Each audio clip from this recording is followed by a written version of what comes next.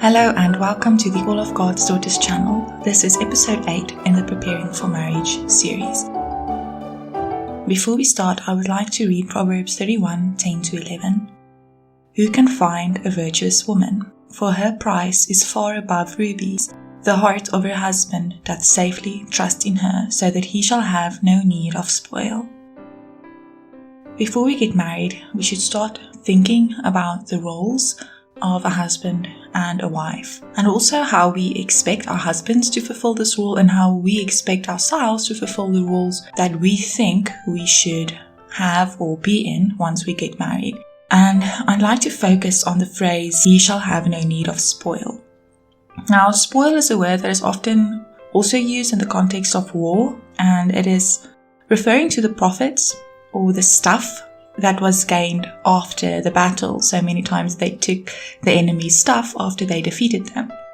And I would like to link this word to the word helper in Genesis 2 verse 18 is also used in the context of battle in other verses in the Bible. And we often see this person as the aid or even the person who ends the battle or delivers a person from that battle.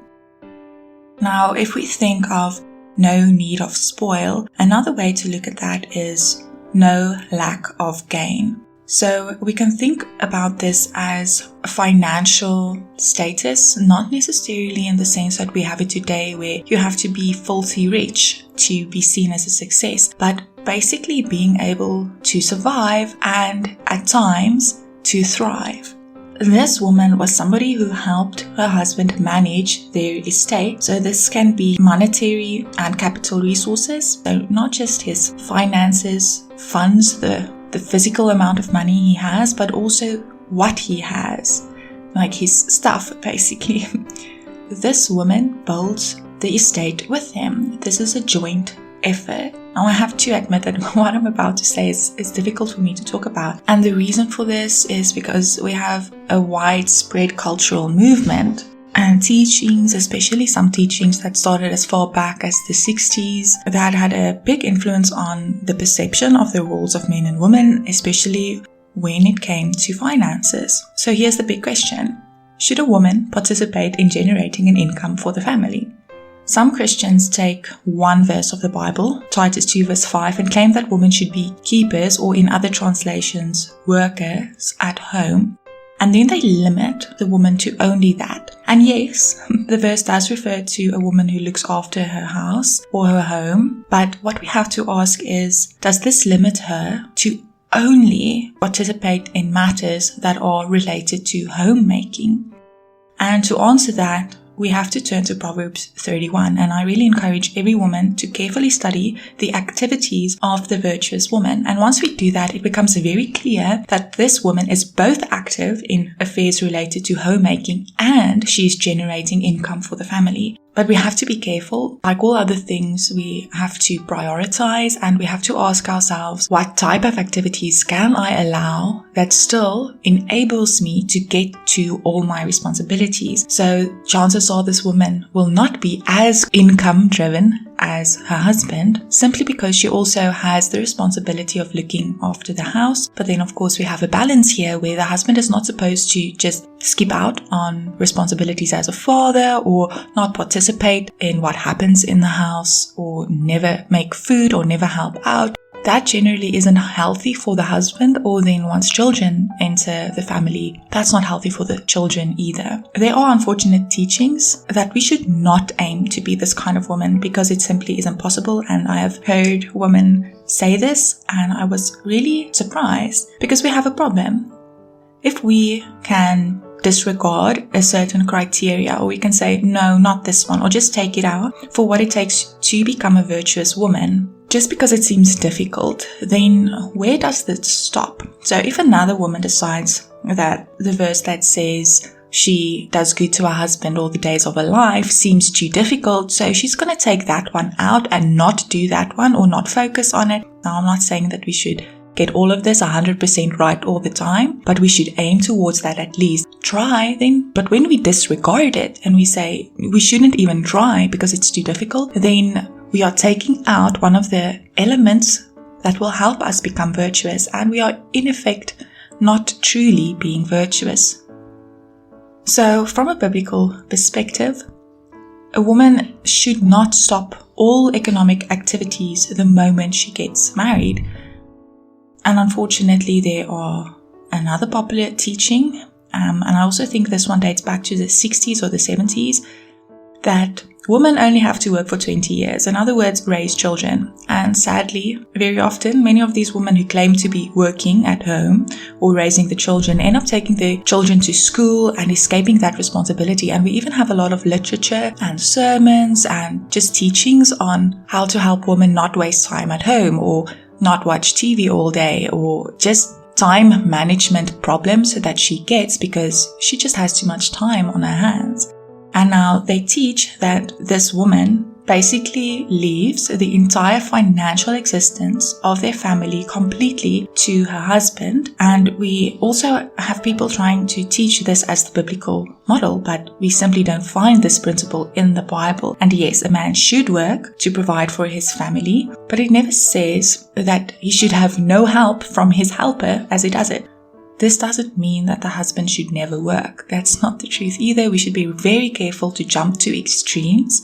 And I think in many cases that culture that people preach as biblical is in the extremes. And we should aim to find this balance. And I believe that it is in this balance that we find the healthy and the safe space that we need to operate in the role of husband and wife regarding finances. So another question that can be asked is, if a woman adds financially, doesn't this mean she in some way undermines or undervalues her husband? And no, not at all.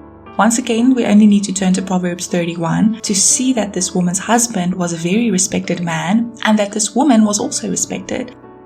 So we can think of a woman who basically cleans every day and makes a hearty meal. So once this is done, she is left with several hours of her day. And in these hours, her husband is actually working. So I have heard some women teach that the right thing to do while her husband is off in the adult world is to read a book. While according to many women, they think this is right because they say that the reward for being the one who raises the children is getting all this free time before and after the children leave the nest.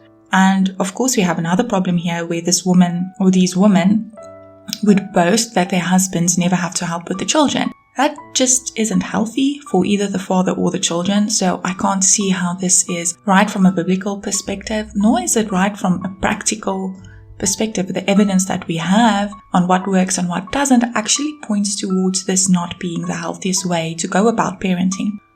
Before we get married, we really need to have a clear perspective of what the Bible truly teaches. Now, a godly woman will be willing to help generate an income for the family. Whatever the reason is, perhaps your family truly needs a double income to survive where you are living. Or maybe your husband wants to save up for retirement or even be able to afford a bigger life insurance policy in case something happens to him. The fact is that a virtuous woman will help her husband by adding financial resources to the household according to the biblical example that we have. And this is not just Proverbs 31. We see this in other areas of the Bible as well. In Acts, we have Aquila and Priscilla, who are both tent makers. So the husband and the wife in this case is actually working together to bring an income. I don't want to talk too much about homeschooling and raising children and working or not working during that time, because the truth is I'm not there yet and I will be a fish out of water trying to give advice in that area. But what I can say though is that getting everything ready for when your baby comes is expensive, and that working in the time before you get your first child is an excellent way to save money or to be able to afford the start-up costs of having a child, all the extra things you have to buy. And also working once your child is old enough to not need you 100% of the time. This is also an excellent time to start saving for retirement. Now, I am actually not pro-retirement. I have met people who worked up until their 80s and they are healthy people, they have clear minds. And then I've also met other people who quit working when they were 65 and you could slowly see them deteriorating. Now, that's a topic for another day, but I believe that there comes a time in your life when you are no longer able to work, either because of just age or health problems. And depending on the type of work that you did, you might not be able to continue. But then you have to start asking, what will we live on once we reach this time? And the economy that you are in, all of this will have an influence. And if you leave this just to one person, then you are not living according to the example that we have in the Bible. And the virtuous woman set an example for us, and she also very clearly brings an income for the family. She adds to their blessings, and she helps in this way as well. Now we can also talk about things like, should you work part-time? Should you work full-time? Should you work from home? Should you work away from home? And I think that this is something that you shouldn't decide before you get married, because this is something that you and your husband will sit down, talk about, come to an agreement, decide what's best for your situation and for your family. And that's also another tip I would like to leave, is not to have this set in your mind. I will have this type of job, or I will work like this, or this is how I will help generate an income, because you don't know what your situation will be like later on. But what we can do is we can realize that we are supposed to participate, and maybe once you and your husband agree on it, you can say, once we get children, maybe I will have a very simple job for a while, or I will cease from economic activities for several years and focus on homeschooling the children.